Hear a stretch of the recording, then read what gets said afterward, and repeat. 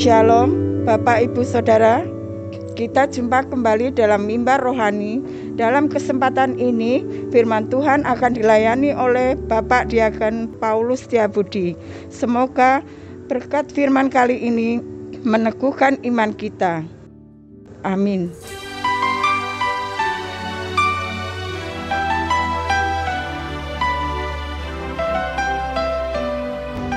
Mari kita berdoa. Ya Tuhan, Bapa kami yang ada di surga, Tuhan, kalau kami boleh hadir di dalam ibadah kami malam hari ini, kami tidak pernah Tuhan memiliki kemampuan untuk kami bersikap yang benar di hadapan-Mu untuk hadir di dalam ibadah-Mu.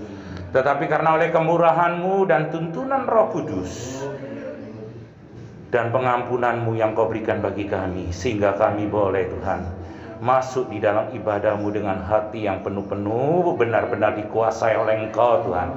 Sehingga kami tidak ada hadir di tempat ini karena kami memiliki diri sendiri lagi, tetapi kami semuanya dikuasai oleh-Mu. Sehingga setiap firman-Mu yang kami boleh dengar, sungguh-sungguh firman itu Tuhan merubah hidup kami, membentuk diri kami, menjadikan kami seturut dengan kehendak-Mu, supaya kami dilayakkan sesuai dengan kehendak-Mu Tuhan. Terima kasih Bapak, pakai kami Tuhan hamba-Mu yang menyampaikan firman Tuhan, jadikan kami alat-Mu. Kuduskan, sucikan hati, pikiran kami, mulut dan lidah kami untuk menyampaikan firman-Mu, sehingga setiap apa yang kami katakan bukan karena kemauan kami, bukan karena pikiran kami, tapi kami menyampaikannya firman-Mu Tuhan, supaya kami bersama-sama, supaya menjadi alat-Mu yang hari demi hari makin indah dan menyenangkan Engkau. Terima kasih Bapak, kuasai kami semua, khususnya bagi hamba-Mu yang menyampaikan, kuasai kami Tuhan. Terima kasih Tuhan, di dalam nama Tuhan Yesus kami sudah berdoa dan mengucap syukur. Haleluya, amin. Shalom. Puji nama Tuhan, kalau pada malam hari ini kita masih diberi kesempatan untuk boleh duduk bersama, boleh menjadikan diri kita menjadi alat Tuhan untuk hadir di tempat ini, untuk kita sama-sama belajar akan firman Tuhan. Karena tanpa firman Tuhan, kita tidak mungkin di dalam hidup ini, di dalam tuntunannya yang benar, kalau tanpa kita mengenal ini firman. Karena lewat firman ini, tuntunan itu menjadi benar. Karena apa? Karena kita mengikuti apa yang menjadi kehendak Tuhan, dan kehendak Tuhan itu semuanya ada di dalam firman ini. Kita sama-sama hari ini, malam hari ini belajar. Saya berikan satu tema, ya, bagaimana kehidupan kita anak-anak Tuhan bisa berkenan kepada Allah. Seringkali kita mengatakan hidupku sudah baik, hidupku sudah benar, hidupku sudah sesuai dengan kehendak Tuhan. Tapi apakah itu benar-benar kalau kita mengatakan aku sudah buat Tuhan, aku sudah lakukan ini dan sudah buat ini. Tapi apakah benar Tuhan yang kita berikan itu menurut pikiran saya manusia menerima kita ini, menerima apa yang kita berikan? Komunikasinya hanya satu, untuk mengenal apa yang Tuhan inginkan, yaitu kembali kepada firman Tuhan ini. Nah, kita belajar hari ini tentang kehidupan Daud. Bagaimana Daud itu berkenan bagi Allah. Kita baca Kisah 13. Kita baca Kisah 13, ya. Ayat yang ke-22 hingga 23.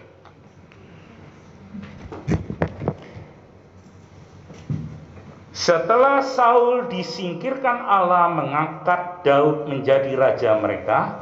Tentang Daud, Allah telah menyatakan, Aku telah mendapat Daud bin Isai, seorang yang berkenan di hatiku dan yang melakukan segala kehendakku. Saya ulang, seorang yang berkenan di hatiku dan yang melakukan segala kehendakku, dan dari keturunannya lah, sesuai dengan yang telah dijanjikannya, Allah telah membangkitkan juru selamat bagi orang Israel, yaitu Yesus.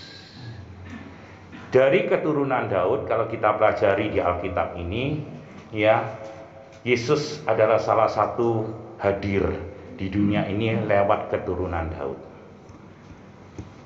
jadi satu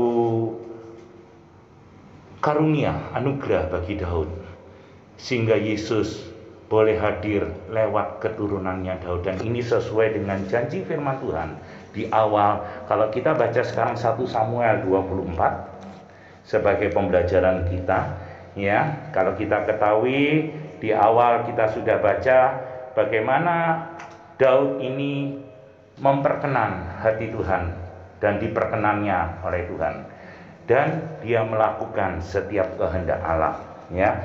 Nah, kita baca 1 Samuel 24 ayat yang dari yang pertama, ya. Mungkin agak loncat-loncat, nggak apa-apa ya, tapi kita mengerti secara garis besar, ya. Saya baca dari ayat yang pertama. Daud pergi dari sana, lalu tinggal di kubu-kubu gunung di En-Gedi. Ketika Saul pulang sesudah memburu orang Filistin itu, diberitahukannya kepadanya demikian, ketahuilah Daud ada di padang gurun En-Gedi. Kemudian Saul mengambil 3.000 orang yang terpilih dari seluruh orang Israel, lalu pergi mencari Daud dan orang-orangnya di gunung batu kambing hutan. Ya, kalau kita baca secara lanjut, dikatakan di ayat yang keempat dan yang kelima bahwa tujuan daripada Saul adalah mengejar Daud untuk membunuhnya.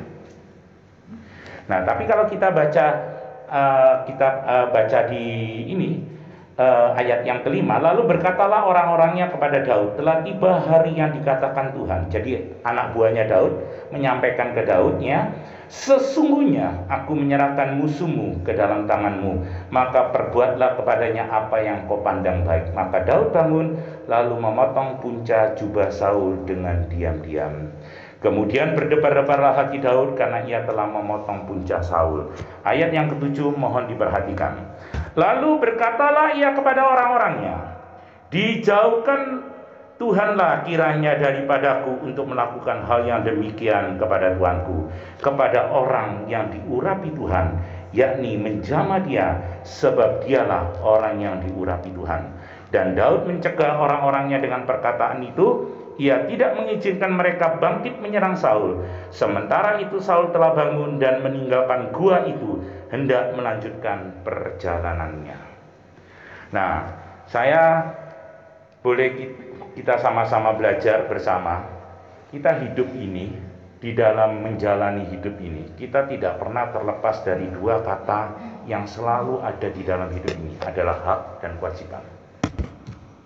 Seringkali di dalam kehidupan kita ini, kita selalu menempatkan hak dan kewajiban ini menjadi satu kebingungan buat kita. Kenapa menjadi kebingungan buat kita? Karena kita tidak bisa, ya, meletakkan hak dan kewajiban itu dengan yang benar.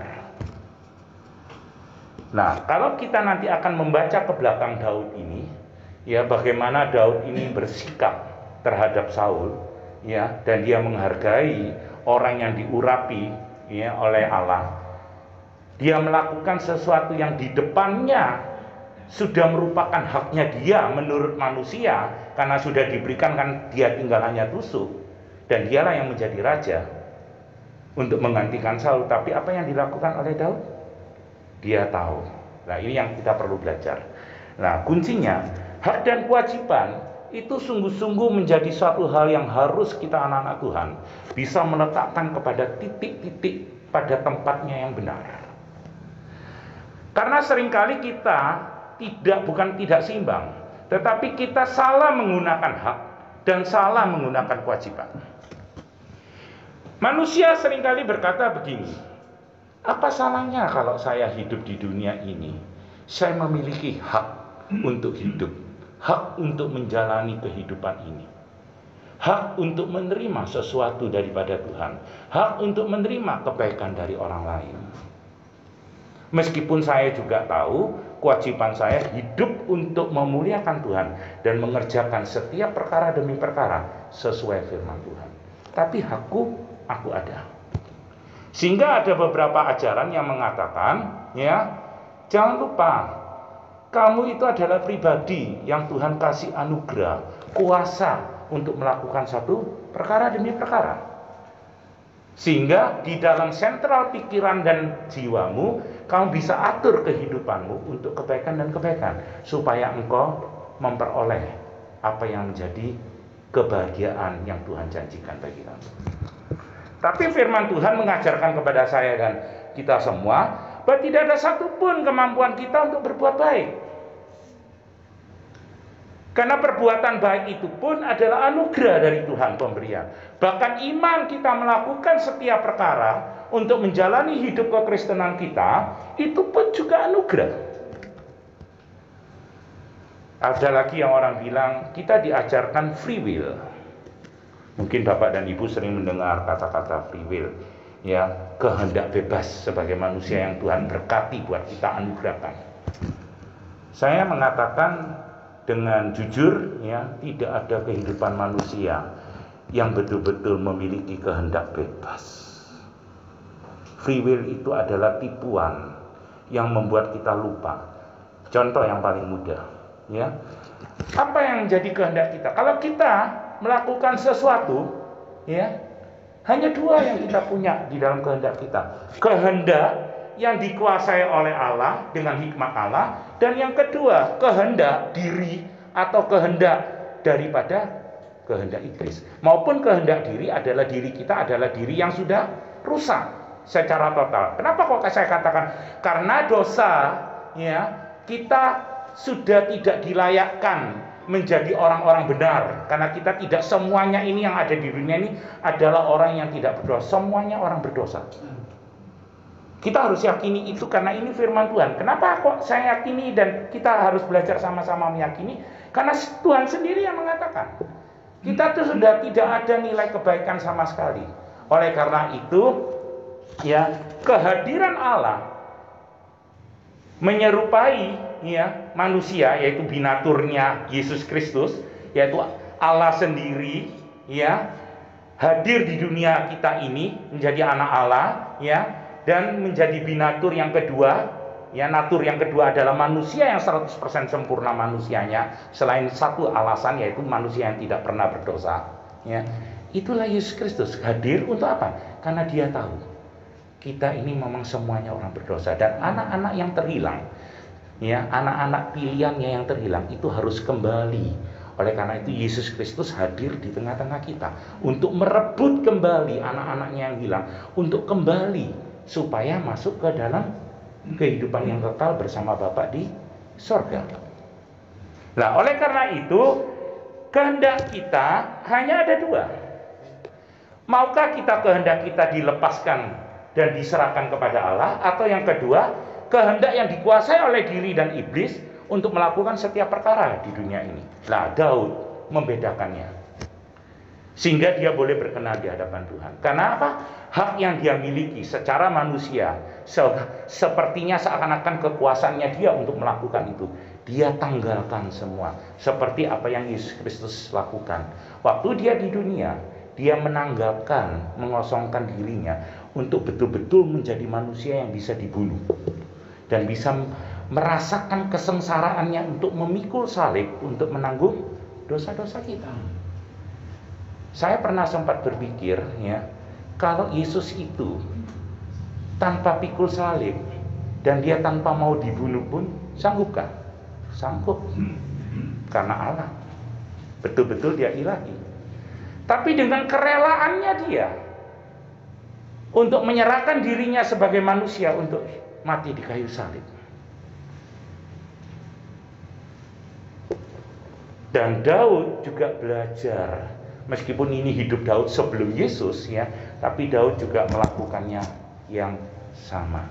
Dia menanggalkan dirinya untuk dia melakukan setiap kehendak Bapa, kehendak Allah di dalam hidupnya, yaitu melakukan untuk menyerahkan seluruhnya kepada Allah. Kalau kita lihat dari ayat yang ke-9, ya, kita baca, ya, kemudian bangunlah Daud. Ia keluar dari dalam gua itu dan berseru kepada Saul dari belakang, katanya, "Tuanku Raja." Saul menoleh ke belakang, lalu Daud berlutut dengan mukanya ke tanah dan sujud menyembah. Satu kehidupan yang Daud berikan contoh kepada kita, ya, itu musuhnya Saul yang ingin menghabisi nyawanya. Lalu berkatalah Daud kepada Saul, "Mengapa engkau mendengarkan perkataan orang yang mengatakan sesungguhnya Daud mengikhtiarkan celakamu? Ketahuilah, pada hari ini matamu sendiri melihat bahwa Tuhan sekarang menyerahkan engkau ke dalam tanganku dalam gua itu. Ada orang yang telah menyuruh aku membunuh engkau, tetapi aku merasa sayang kepadamu karena pikirku. Ini yang perlu kita perhatikan. Aku tidak akan menjamah tuanku itu, sebab dialah orang yang diurapi Tuhan. Lihatlah dahulu ayahku, lihatlah kiranya punca jubahmu dalam tanganku ini. Sebab dari kenyataan bahwa aku memotong punca jubahmu dengan tidak membunuh engkau, dapatkah kau ketahui dan kau lihat bahwa tanganku bersih daripada kejahatan dan pengkhianatan, bahwa aku tidak berbuat dosa terhadap engkau, walaupun engkau ini mengejar-ngejar aku untuk mencabut nyawaku. Pernahkah kita berpikir, kalau kita di depan kita ada satu karunia melihat dari sisi manusia, oh ini berkat buat saya, ya, ini kesempatan buat saya untuk mendapatkannya. Apakah kita melakukannya bisa berpikir bahwa kita bertanya kepada Tuhan, apakah ini memang hakku? Apakah Tuhan berikan ini memang untuk diriku? Karena sebenarnya hak kita sudah nol. Kita tidak memiliki hak apapun. Di hadapan Tuhan kita, Yesus Kristus, kita sudah ditebusnya dengan lunas. Dan hidupku bukannya aku lagi, Galatia 2, tapi Kristus yang hidup di dalam aku.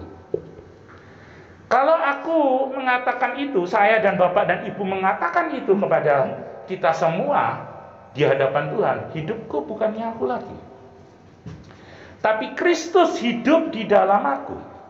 Apa yang aku punya hak lagi? Selain kewajiban dan kewajiban yang aku harus kerjakan, karena hakku sudah dibeli oleh Allah lewat penebusannya anaknya yang tunggal, yaitu Yesus Kristus di kayu salib buat kita. Apa yang kita bisa tuntut kepada Tuhan, kepada sekeliling kita? Seringkali kita mengatakan, kenapa Tuhan orang itu begini? Aku sudah melakukan sesuatu yang baik, kenapa aku tidak memperoleh apa yang baik? Bahkan aku mendapatkan satu kejelekan. Bahkan dari orang yang aku beri kebaikan, bahkan aku menerima cemooh atau tekanan atau siksaan atau derita. Tapi kalau kita semua anak Tuhan menyadari hak kita tidak punya apa-apa lagi, tapi seperti yang Daud katakan, hakim yaitu Allah menjadi di tengah-tengah kita.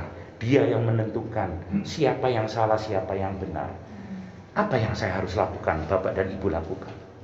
Selain berserah dengan kewajiban saya, yaitu memuliakan Dia di dalam setiap tingkah laku dan laku hidup kita. Seringkali kita berpikir di hadapan keadaan kenyataan ini selalu kita menuntut. Meskipun kita bilang, iya, ada seseorang sampaikan ke saya, Pak, saya ini sadar kalau semua anak Tuhan itu haknya nol. Karena apa? Tuhan sudah ambil alih dengan kasih karunia-Nya, hak itu menjadi hak Allah yang dilakukan oleh setiap kita anak-anaknya. Oleh karena itu, Pak, saya bertanya, kenapa orang itu tidak mau melihat saya? Loh, maksudnya Bapak, kenapa kok dia tidak melihat saya? Saya ini kan membutuhkan pertolongan orang. Kenapa dia lebih memperhatikan orang lain, memperhatikan ini dan itu? Saya tidak diperhatikan, saya ini menderita dan butuh pertolongan saat ini. Saya bilang ini, Bapak, kalau Bapak dikatakan anak-anak Tuhan itu punya hak nol, sama dengan posisi Bapak, Bapak juga tidak menuntut orang lain untuk bisa memberi ke Bapak karena Bapak merasa punya hak itu. Angka 1, yaitu aku orang tidak punya. Aku orang yang menderita. Orang lain harus mengerti aku karena firman Tuhan mengatakan kewajiban mereka untuk menolong diriku. Karena dia sudah haknya nol. Dan Bapak, kenapa menuntut orang lain memperhatikan Bapak? Kalau kita sesama anak Tuhan menyadari diri kita itu nol di hadapan Allah, harusnya kita memperlakukan semuanya kepada siapapun harusnya sama. Kalau kita belum mendapatkan pertolongan, kalau kita belum mendapatkan apapun, berarti hak Allah lah yang menentukan kapan kita ditolong, kapan kita diberi, kapan kita diambil, kapan kita tidak memiliki apapun. Karena semuanya itu seperti Rasul Paulus katakan, semuanya sia-sia. Bahkan pengkhotbah mengatakan, Salomo apa? Semuanya sia-sia yang ada di dunia ini. Karena pada ujung-ujungnya seperti menjaring angin. Sia-sia. Karena satu hal yang kita ketahui, yang tidak membawa kita ke sia-siaan, mengenal Yesus Kristus, anaknya yang tunggal itu, yang sudah menebus kita dengan darahnya, dan kita dibelinya dengan lunas, dan kita memiliki satu kehidupan yang baru, bukan aku lagi, tapi Kristus yang hidup di dalamku. Dan setiap apa yang aku kerjakan, aku tahu, aku sadar dengan iman dan percaya bahwa bukan diriku lagi yang aku berjalan ini, tetapi ada Kristus yang hidup di dalamku, yang berjalan di dalam hidupku ini. Oleh karena itu, ya, meletakkan hak dan kewajiban untuk boleh menyenangkan dan bisa berkenan bagi Allah, kita tidak pernah bisa terlepas kalau kita tidak pernah bisa mengenalkan hak kita di dalam kehidupan kita, dan kita memberikan hak itu kepada Allah sepenuhnya. Allah yang mengatur hidup saya, Bapak dan Ibu, memimpin hidup saya, membentuk hidup saya seperti bejana yang dibentuk oleh penjunan. Diletakkan dimanapun tergantung pada penjunannya. Mau diletakkan di atas meja menjadi vas bunga yang indah, puji Tuhan. Mau ditaruh di atas lemari sebagai tempat yang luar biasa tinggi, puji Tuhan. Karena semuanya yang diberikan itu tidak kebetulan. Mau ditaruh di bawah, puji Tuhan. Tapi ingat, kalau kita tidak hati-hati, Tuhan, penjunan itu punya hak untuk merusak seluruh bejana itu dan dibuangnya di sampah, karena bagi Allah itu tidak berguna. Saya tidak menakut-nakuti, saya tidak tukang pengkhotbah yang menakut-nakuti kita, karena saya pun juga harus mengiyakan firman Tuhan ini dalam hidup saya. Saya harus menjalankan firman Tuhan ini sesuai dengan apa yang Tuhan inginkan dalam hidup saya. Saya juga harus berhati-hati. Jangan sampai seperti Rasul Paulus ngomong, ya, kita itu jadi ketinggalan. Kita khotbah ngomong-ngomong begini, saya yang ketinggalan di belakang, saya yang tidak masuk surga, Anda yang masuk surga. Ya. Kenapa? Kita punya tanggung jawab yang sama. Saya dan Bapak dan Ibu punya tanggung jawab sama. Saya tidak lebih dari Bapak dan Ibu. Dan Bapak dan Ibu tidak kurang dari saya. Sama kita ini. Tidak ada bedanya. Karena kita sama-sama mengosongkan diri kita, untuk kita mengenalkan diri kita, untuk menaruh seluruh kehidupan kita di dalam pimpinan Allah, hak Allah untuk menentukan ini. Oleh karena itu, ya, kita memiliki satu keharusan menyerahkan seluruh hak kita kepada Allah dengan kerendahan hati, dan menyadari bahwa hidup ini yang kita peroleh semata-mata bukan karena saya, tapi karena anugerah Allah. Dan ini tidak mudah loh ternyata. Bagi saya pun juga tidak mudah. Kita dapatkan berkat karena saya, ya, punya pekerjaan berhasil. Nah, bisa kita katakan dengan tulus, betul-betul dalam hati, dengan pikiran yang sadar, Tuhan, sungguh Engkau menitipkan sesuatu kepadaku hari ini, suatu hal yang luar biasa. Karena Engkau Allah yang memberi, bukan karena kemampuanku, bukan karena kebisaanku, tapi karena anugerah Allah yang besar. Sehingga saya lanjutkan kedua, yaitu mempertanyakan, apa Tuhan yang Tuhan inginkan kalau Tuhan berikan ini kepadaku. Waktu, umur, hari, tahun, umur kita, atau kita menerima sesuatu yang lebih, rumah, mobil, atau tenaga kita, kekuatan, kemampuan kita, apa yang Tuhan kehendaki dalam rencanamu supaya aku kerjakan dengan apa yang saya terima daripada Engkau. Karena aku tak punya semuanya ini, tetapi Engkau yang punya. Sulit. Mengakuan itu sulit. Ngakui aja sulit, apalagi kita melaksanakan dalam hidup ini. Apalagi sampai tingkat yang terakhir, kita menjadi teladan bagi banyak orang. Karena kita tidak diajarkan hanya berhenti di dua hal. Mengakui kebenaran firman Tuhan dan mengiyakan firman Tuhan. Dan yang kedua, melakukan firman Tuhan. Tapi ada yang ketiga, yang seringkali anak Tuhan lupakan. Kita menjadi teladan bagi orang lain. Supaya nama Tuhan dipermuliakan, lewat kehidupan kita, lewat pelaksanaan pekerjaan kita yang sesuai dengan firman Tuhan. Kalau hanya berhenti di kedua, tetapi orang lain tidak mengenal kehidupan kita yang benar di hadapan Tuhan, kita tidak menjadi kesaksian bagi banyak orang. Itu masih kurang. Kita harus hidup yang benar, melakukan firman Tuhan. Tapi kita harus mewarnai kehidupan kita, mewarnai sekeliling kita menjadi alat Tuhan, menjadi teladan bagi banyak orang. Inilah kehendak Tuhan yang sebenarnya. Apa yang menjadi kewajiban kita? Kewajiban kita mengerjakan semuanya, melakukan kebenarannya. Untuk siapa? Bukan untuk saya, bukan untuk kita diri sendiri. Kita berpikir selalu hidup kita ini melakukan kebenaran-kebenaran, melakukan hidup yang sesuai firman Tuhan, pikirnya untuk saya supaya saya masuk ke surga. Ini salah sekali. Salah sekali.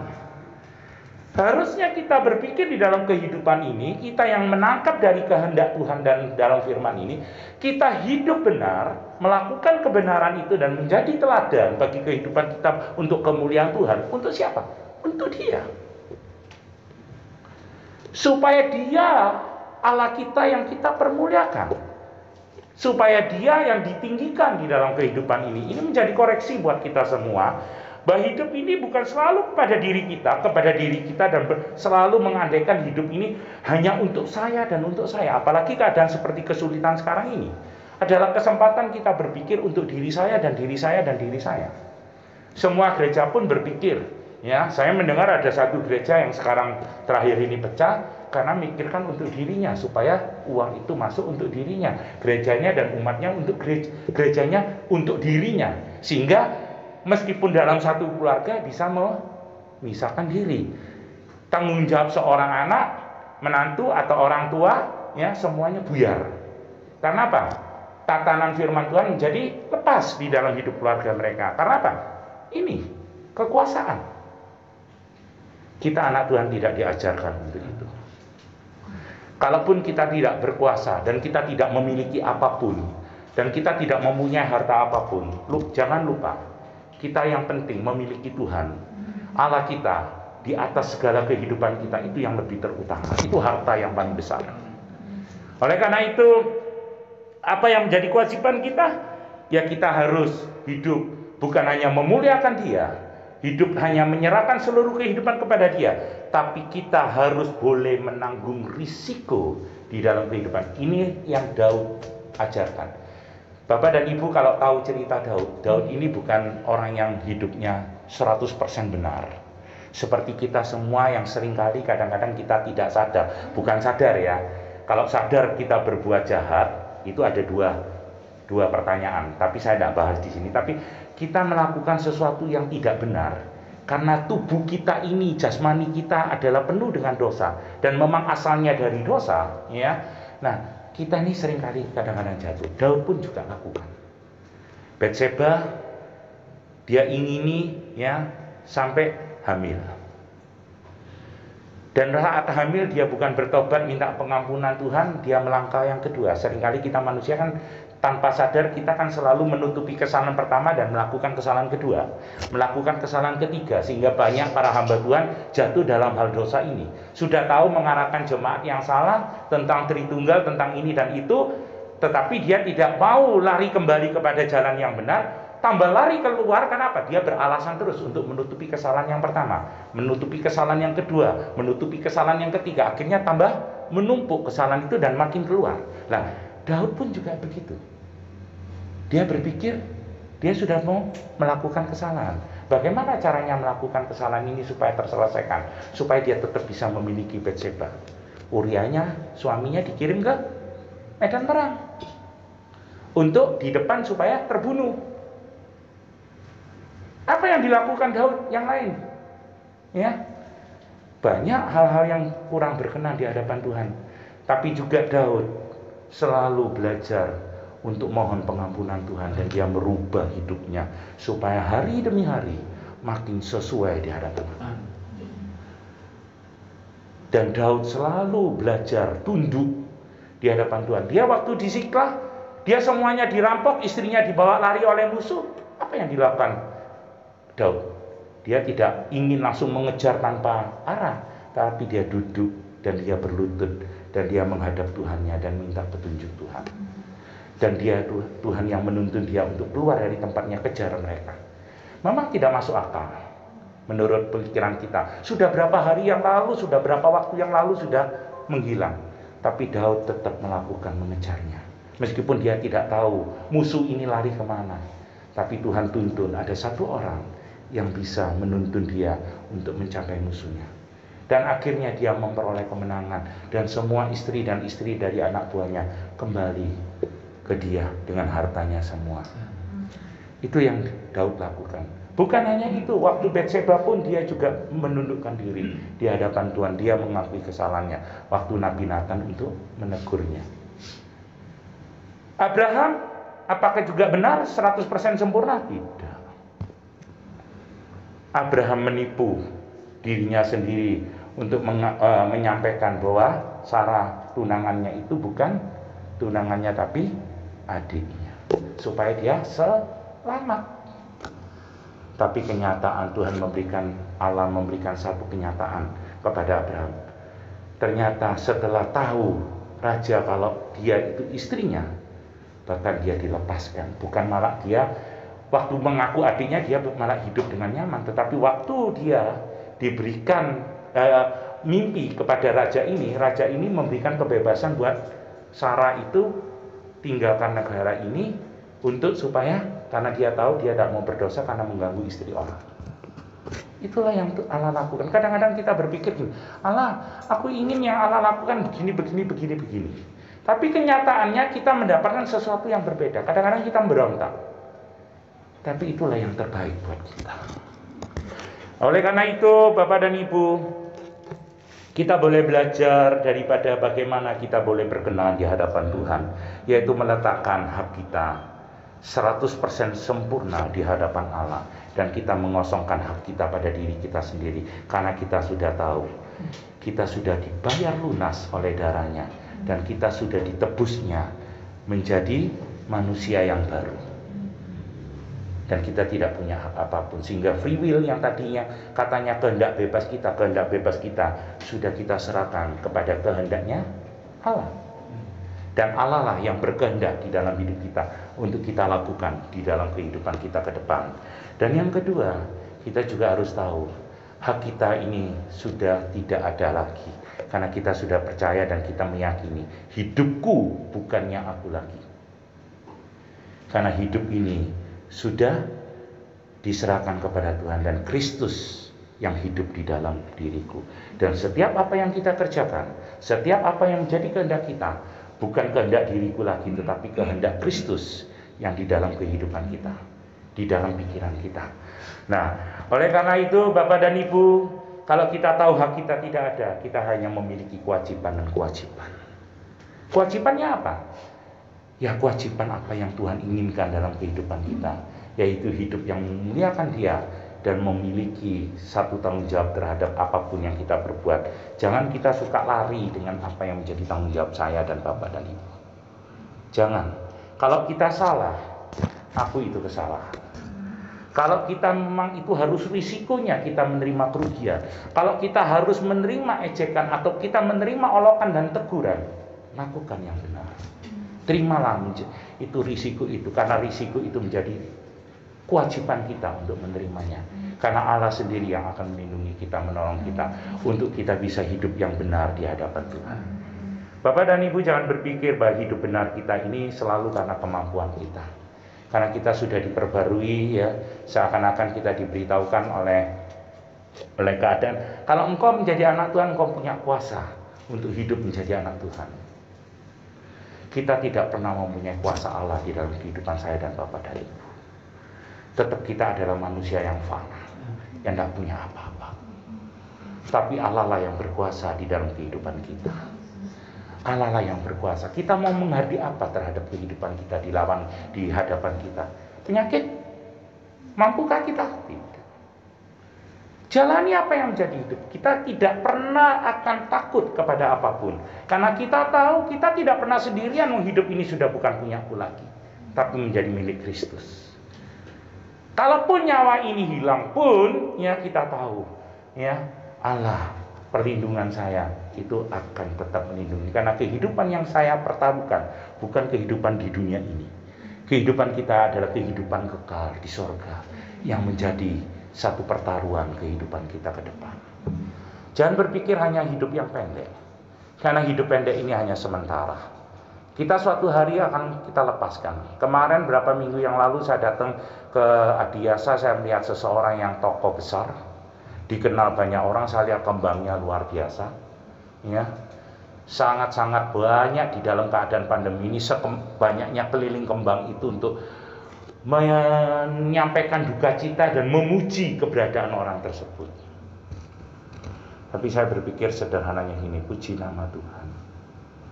Kita ini anak-anak Tuhan, yang meninggal ini anak Tuhan juga, ya, pemimpin kur. Yang saya bilang puji nama Tuhan. Memang manusia tidak berharga, karena pada saatnya kita semua akan kembali ke tanah. Harganya apa kita? Kita punya jiwa, roh ini yang berharga di hadapan Tuhan. Tuhan panggil itu untuk kembali ke tangan Dia.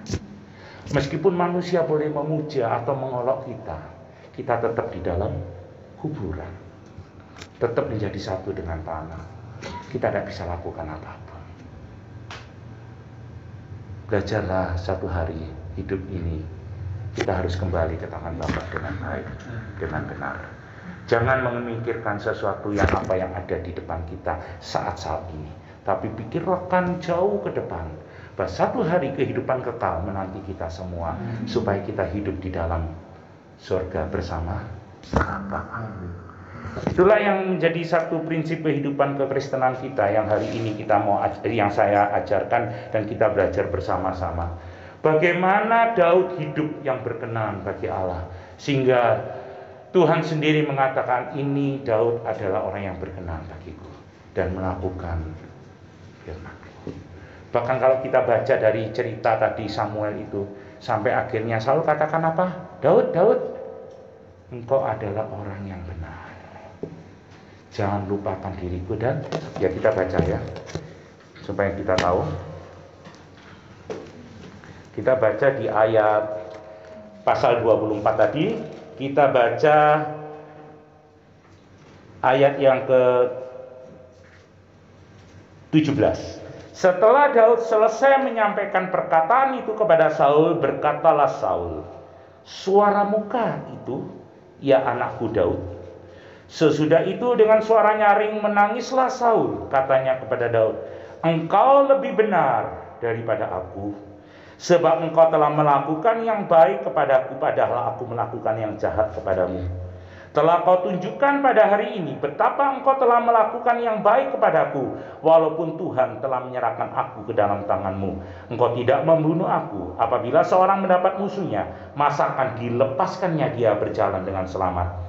Tuhan kiranya membalaskan kepadamu kebaikan ganti apa yang kau lakukan kepadaku pada hari ini. Oleh karena itu sesungguhnya aku tahu bahwa engkau pasti menjadi raja, dan jabatan raja Israel akan tetap kokoh di dalam tanganmu. Oleh sebab itu bersumpahlah kepadaku demi Tuhan, bahwa engkau tidak akan melenyapkan keturunanku dan tidak akan menghapuskan namaku dari kaum keluargaku.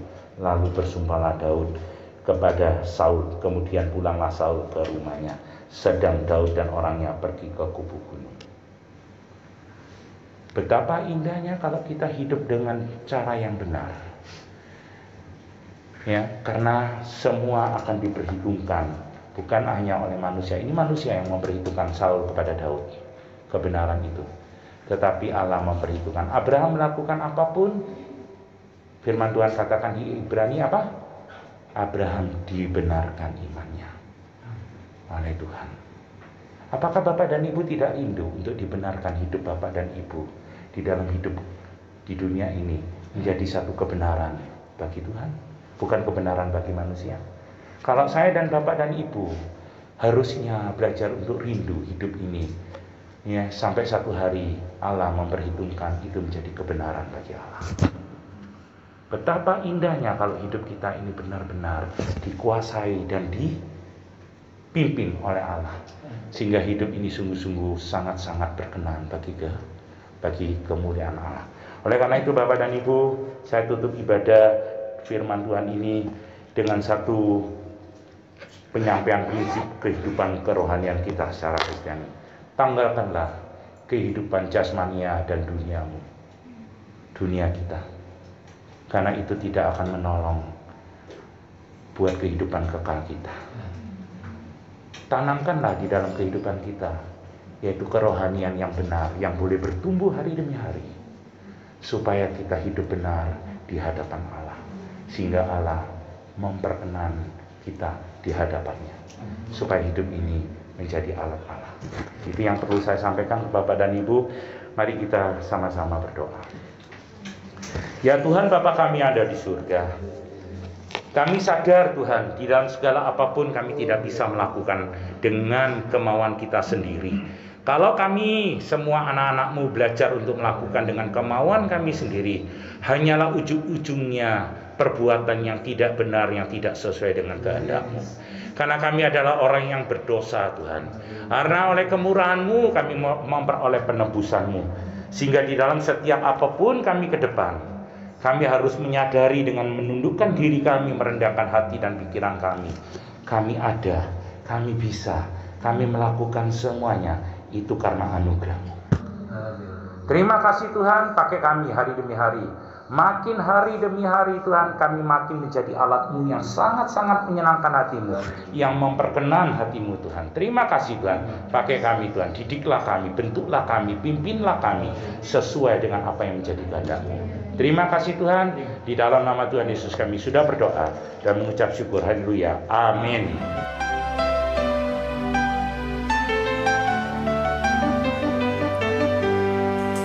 Firman-Mu pelita